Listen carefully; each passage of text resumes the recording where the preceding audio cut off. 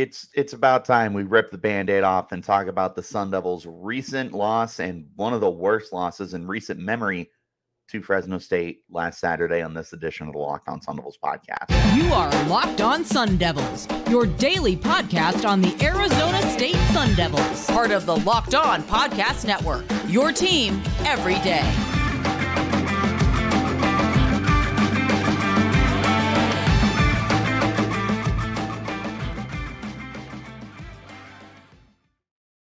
Richie Bradshaw, and I will be your guide for everything Arizona State Sun Devils. Thanks as always for tuning in, making us your first listen of the day, and a shout out to my everydayers who are here every day. Wherever you're getting those podcasts, hit like and subscribe. Turn on notifications so you get an update whenever we post new content. You can stay in touch with that content by following me on Twitter at RichieBrads36 and the podcast as well at LO_Sun Devils. This episode is brought to you by FanDuel Sportsbook, official sportsbook of Locked On. Make every moment more. Right now, new customers can bet $5 and get $200 back in bonus bets guaranteed. Visit FanDuel.com/LockedOn to get started.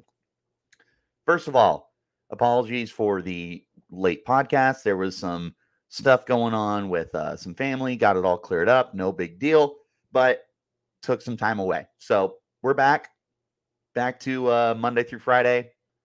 Let's go ahead and hop into it. We got a busy week coming up ahead of us, but we got to discuss this loss because it was not a great loss. It was a very ugly loss. So let's go ahead. We'll break down the good because there is a little bit of good. We'll break down the bad, which is a lot of bad, and then we got some takeaways to go over at the end. So look, with any loss, there's going to be some good to take out of it, short of like a 70-7 loss, but we've never been on that end of it. Short of something like that, there's never not something positive to take out of a game. And there was a few things here, mainly on the defensive side of the football. Really not much on the offensive side of the football to talk about that was positive, but defensively, there was a lot of good from this game. We can start with the pass rush. The Sun Devils got after Mikey Keene 6 times in this game, brought him down 6 times. You had a 2-sack performance from Prince Dorbah, who currently has the team lead with 2.5, which, for what it's worth, would have been the team lead last year. So Prince Dorbah has been playing very good football, and he's definitely stepped up while Clayton Smith has been banged up over the first 3 games. He was suspended for pretty much a whole game for a terrible targeting penalty in week 1. But in Smith's absence, Dorbah has been able to step up, and he looks really good. So I still think Clayton Smith's the starter, but man, when you get to rotate Dorbah in as like your third guy, you're in a pretty good situation. You also had 2 sacks coming from Ro Torrance, another sack coming from Shamari Simmons. Like, you were able to really dial up some pressure from your secondary, and it's beyond impressive when you are getting just about everybody involved in your pass rush, including the guys in the secondary. And Josiah Cox had a half sack as well. So from your defensive backs, you had 3.5 sacks of your 6 total. So more than half of your sacks were coming from blitzes from the safeties in the corners. And then Deshaun Mallory had the final half sack that combined to give you your 6 total sacks. Pass rush looks really good, because last week you had 3 sacks. Against Southern Utah, you weren't able to get home, but I felt like there was some good pressure dialed up. It wasn't elite, but it was there. Bottom line, this pass rush looks really good. When you consider what they did a season ago, I think they had 17 sacks or something like that. You already have 9. You already have 9 sacks just over the last 2 games. The pressure rate has been there. Everybody's doing their job up front. BJ Green has flourished as a full-time edge rusher. Mallory has looked really good on the interior. You're still waiting for some other guys to start stepping up. Anthony Cooper hasn't been able to play yet. Hopefully when he gets back, he can generate some inside pressure. You're getting depth guys that are doing good stuff like Prince Dorbah. Trey Brown has contributed to the pass rush from the linebackers. The defensive backs are doing it. So this is just another game that provides more evidence that you're really starting to get some stuff going in your pass rush. Great news. The defense entirely, though, played a very, very, very strong game. They were able to really limit what Fresno State was able to do.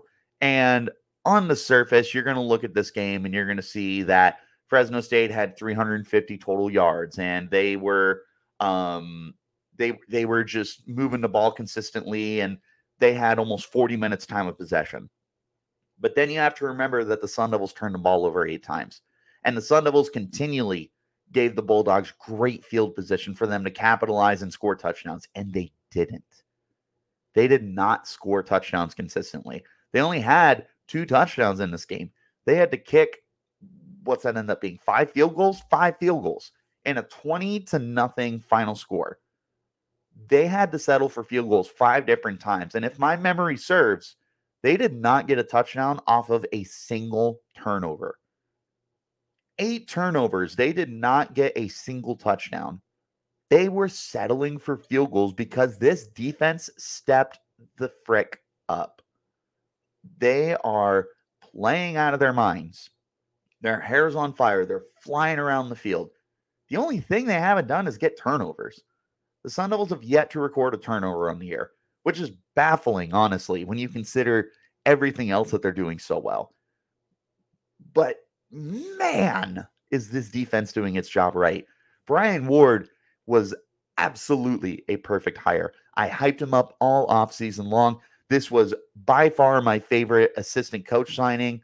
So not including Kenny Dillingham, this was a move that I was the most excited about, and it is paying its dividends. Now, they've got a heck of a stretch coming up with Pac-12 play. You got USC, you got Oregon, UCLA, Utah, Colorado, like Washington. They're playing the gauntlet when it comes to Pac-12 football. We'll see how they end up holding their own. But through 3 weeks, through all the non-conference play that they had, man, they've held their own, and they have looked so good. And this game against Fresno State was really not any different from what we have seen so far. They're doing really good things right now. They're one of the top teams in the nation against the run at the moment. They are holding guys under 4 yards per carry in all 3 games. They're limiting the big plays for the most part. Like, yes, Southern Utah had a handful, but that was just a really weird game in general. They did a good job limiting both Fresno State and Oklahoma State. Were there big plays? Absolutely. But there wasn't nearly as many as what we would have seen a year ago from this unit. All the change has really paid off for this team. And then the last thing that I want to mention is they did a good job minimizing penalties. Arizona State only committed 2 penalties on the night. Considering what we've become accustomed to seeing from this team, that's a really good sign of progress moving forward. You just hope that this is a continued process moving forward and not something that is maybe a one-off here. Today's show is sponsored by BetterHelp. I'll tell you guys what, when I was in college, which was a long time ago, I had to change my major more than once, and it was something that kept me up at night. And I know that it was something that was, constantly rolling around in my head. I just was thinking about it all the time. And if you ever find that you're having a difficult time falling asleep as well because your brain won't stop talking, or those thoughts in your head are racing before bed in an inopportune moment, then a great way to make those racing thoughts go away is to talk them through. Therapy gives you a place to do that so that you can get your negative thought cycles and find something mental and emotional peace. If you're thinking about starting therapy, give BetterHelp a try. It's entirely online and designed to be convenient, flexible, and suited to your schedule. Just fill out a brief questionnaire to get matched with a licensed therapist and switch therapist at any time for no additional charge. Get a break from your thoughts with BetterHelp. Visit BetterHelp.com/LockedOnCollege today to get 10% off your first month. That's BetterHelp, HELP.com/LockedOnCollege. All right, guys, look, I know that we're all big football fans in here, so I got to tell you that you need to check out the college football season, the Locked On College Football Kickoff Live every Friday. Locked On goes live from 11 a.m. to 1 p.m. Eastern on every college football YouTube channel. College Football Kickoff Live will cover playoff implications, the conference rivalry games, and go in-depth like only Locked On can, including insights and analysis from our stable of Locked On College hosts covering their team every day. Find Locked On College Football Kickoff Live every Friday from 11 a.m. to 1 p.m. Eastern on any college YouTube channel. You won't want to miss it. I promise it's the best coverage that you're going to find. Back into our conversation now. It's time to flip the script and talk about some negatives. And man, are there a lot of them. I could spend a whole podcast talking about the negatives, and I just don't want to do that. I would rather take the focus and just move forward. It starts with the quarterbacks. Oh my God, they were so bad. The Sun Devils had to roll out 3 different quarterbacks. Jaden Rashada, terrible news, is going to be out 4 to 6 weeks. Undisclosed injury. If and when he returns. Kenny Dillingham said that there is a very realistic possibility that they keep the red shirt open for him, and that Rashada would take that red shirt and basically only play a handful of games this year so that he maintains eligibility moving forward. And that is the absolute best thing that they should do for Rashada. Missing half the season in a lost season would stink. It would really stink for Rashada, who deserves every opportunity to prove that he's the guy. And he has looked very, very good. He's also shown those lumps of being a freshman, but he's looked good. In the 2 games that we got to see him in, we didn't get him in this game against Fresno State, and we missed him. Trenton Bourguet comes out, gets injured. Drew Pyne comes out, re-aggravates his injury. Jacob Conover comes out, doesn't play well. As a whole, for the Sun Devils, they end up completing less than 50% of their passes for 188 yards, 0 touchdowns, and 5 interceptions. They were also sacked 5 times. They also committed, Drew Pyne also committed 2 fumbles that he lost. It was hard to watch. I'm not going to lie to you. This was one of the worst quarterback performances I've seen, pro and collegiately. Like, I've watched the Arizona Cardinals roll some guys out. As a Ravens fan, I've seen Ryan Mallett. I've seen Jimmy Clauselin. I've seen Matt Schaub. Like, I have seen bad quarterback play. This takes the cake, dude. This was just a whole other level of terrible. These quarterbacks were just atrocious across the board. And look, maybe it's just one game. Maybe they're just kicking some rust off, because Bourguet was really solid when he got to play last year. And Drew Pyne looked like a great quarterback at Notre Dame. And Jacob Conover, was a former 4-star quarterback recruit. These guys have talent. These guys have shown that capability, some more than others. Maybe this is just a really rough last second throwing these guys in. Give them some benefit of the doubt, because otherwise Bourguet was 6 of 8 through the air. He was moving the ball. He was challenging a little deep, nothing too crazy, just typical Trenton Bourguet. Maybe there's still something here, because you look at what Bourguet could bring, and you don't hate that possibility. Is he low upside? Yes, but he's a high floor. The bummer is he's got a foot injury, and he's going to miss some time. So who knows what's going on there, because when he left, he had to get helped off the field, and he was in a boot with crutches. So he's going to miss some time, which is a bummer. With Drew Pyne, he re-aggravated his injury. No distinctive timetable. I would imagine he misses time. Either way, he committed 4 turnovers in like 4 drives. It might have been 5 drives, but it was bad. Drew Pyne looked really, really bad. And again, maybe it's just kicking some rust off, but yeah, not great. And then Jacob Conover probably had the worst performance. No, I'd still go Pyne. But, I mean, Conover was barely completing 30% of his passes, and he had 2 interceptions as well. The quarterbacks as a whole were just really, really bad. They weren't able to get anything going with their guys. Elijah Badger, 3 catches, 26 yards. Xavier Guillory, 3 catches, 20 yards. On the ground, they couldn't do anything. Cameron Scadaboo was 5 carries for 15 yards. Kyson Brown actually led the team with 5 carries for 23 yards. Like, they just could not get anything going. And the biggest reason why is because Fresno State did not respect the quarterback play. And who can blame them when they were playing that the way they did? It was very difficult to watch. 5 sacks, 7 turnovers between these guys. Like, it was bad. It was really, really bad. But the whole offense as a whole played bad, in fairness. Like, they couldn't get anything going in the ground game. And a big reason for that is because the Bulldogs just did not respect the passing game. So they stacked the box against Cameron Scadaboo, and they were missing DeCarlos Brooks, and you could tell that they missed him.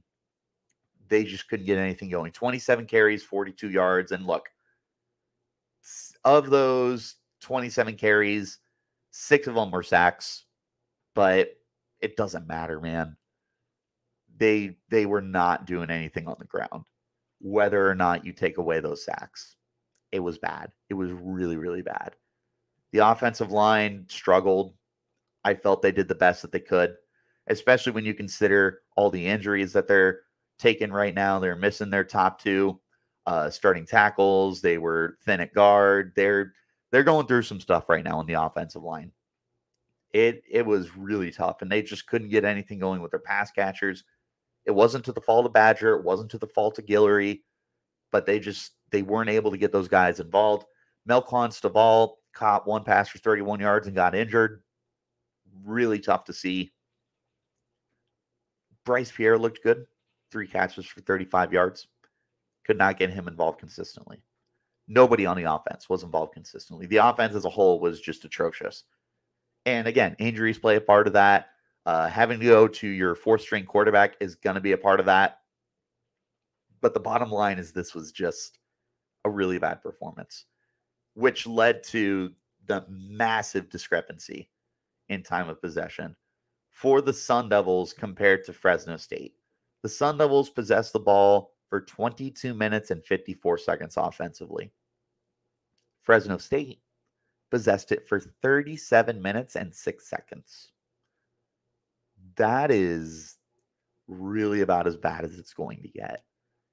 I can't think of anything worse than a team almost doubling you in time of possession. But yet they only scored 29 because of that defense. This very easily could have been 7, 8 possessions of a blowout. And they found a way to not make it that bad. But nonetheless, this is absolutely a game that you flush down the toilet and you try to move on from as quickly as possible, because short of the couple goods that I took out of this game, there were far more negatives to take away from this compared to anything positive that you could possibly take out of this game. It was atrocious all the way around. And it was tough. It was a really, really tough performance to try and watch for this team. You really hope that they just find a way to be able to move forward. But yeah, bottom line, there was really just no positives to be taken out of this game. I did my best to scrape them together. Far more negatives here. Again, flush this game to move forward, but there's a lot of work that needs to be done right now. For your game changer of the week, because it's really hard to find one, brought to you by Athletic Brewing Company, much like our guy, Prince Doorbaugh. He is just able to completely change the game the same way that Athletic Brewing Company has changed the non-alcoholic beer game. They make non-alcoholic beers that actually taste good. When you watch Prince Doorbaugh crashing his side of the line and making plays in the backfield with his 2 sacks, you know that he's a difference maker. The same way that Athletic Brewing Company is that kind of difference maker. They make non-alcoholic beers that actually taste good, full of flavor, that's well crafted, just like a full-strength beer. They're great tasting and award-winning and beat out full-strength beers in a global competition with over 50 styles of craft, non-athletic beers, including IPAs, Goldens, sours, and more. And they're constantly releasing limited edition experimental styles to add to their variety. And the best part, with it being non-alcoholic, there's no hangovers ever. You can find Athletic Brewing Company's non-alcoholic brews at a store near you or buy online at athleticbrewing.com. First-time customers can use promo code LOCKEDON to get 15% off your order. That's code LOCKEDON at checkout for 15% off at athleticbrewing.com. Near beer, exclusions and conditions apply. Athletic Brewing Company, fit for all times. One more time, wherever you're getting your podcast, like, subscribe, turn on notifications so you get an update whenever we post new content. Time for some takeaways. I got pretty much one massive takeaway here with a few smaller points.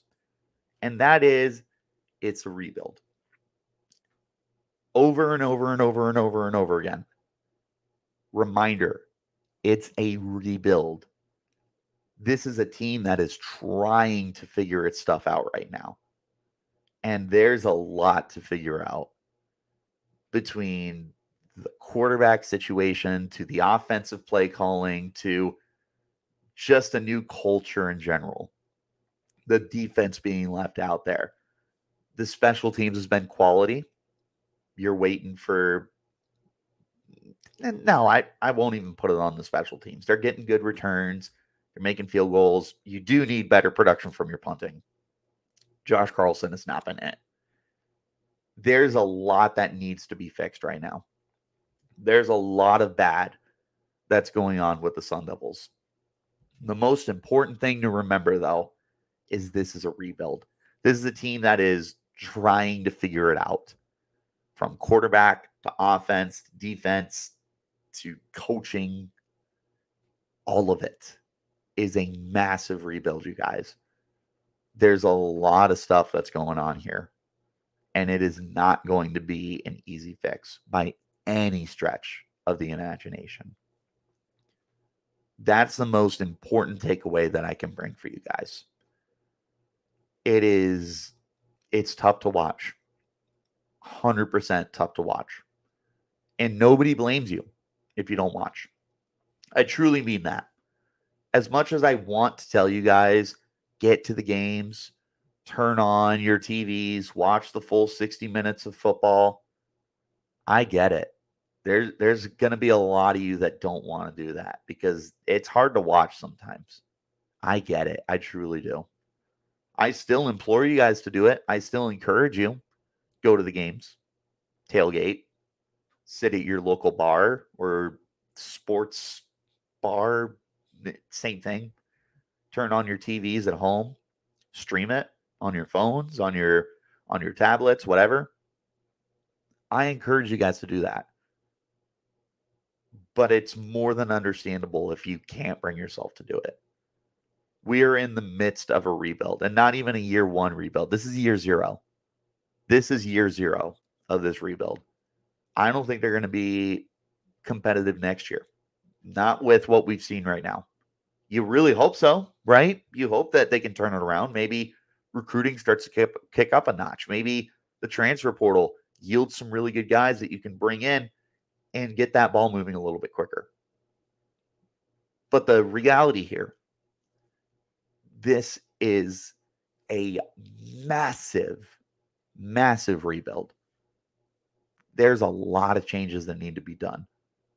I encourage you more than anything to just find a way to be patient. Whether that's watching the games or not. Whether that's tuning into this podcast so that I can fill you in because you didn't want to watch the games. I'm here for you 5 days a week, short of something crazy happening. But 5 days a week, I'm here for you to be able to fill you in on what's going on with the Sun Devils.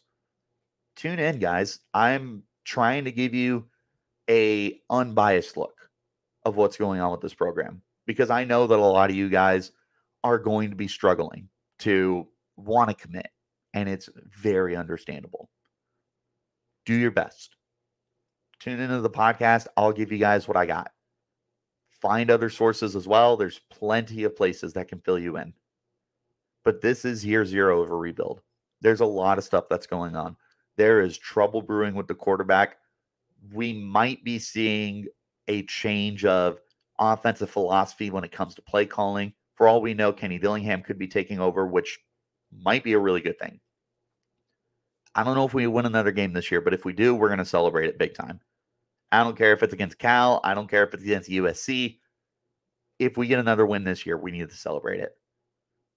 So whatever you guys are doing when it comes to supporting the Sun Devils, keep doing it. Keep doing it. Go to the games, watch the games, tune into your favorite podcast, read your articles, whatever it is. Support this team because this rebuild's tough for the fans, for the coaches, for the players. This is tough. Just remember that. Before you tweet these guys, tell them they suck, tell them you're angry. Before you do anything negative towards the team, just remind yourself this is a process and it's a marathon. It's going to take some time, guys. But as always, I appreciate you guys tuning in. I want to know what you guys think of the Sun Devils after 3 games. Do you think they're going to win another game this year? Let me know in the comments on YouTube. You can hit me up on Twitter, as always, at Richie Bradshaw36 and the podcast at LO_Sun Devils. That's all that I got for you guys. As always, thanks for tuning in. Remember, wherever you're getting your podcast, to hit like, subscribe, turn on notifications so you get an update whenever we post new content. I will see you guys soon, and our good friend Spencer McLaughlin will be on very soon as well. Till then, you keep it locked right here on Locked On Sun Devils.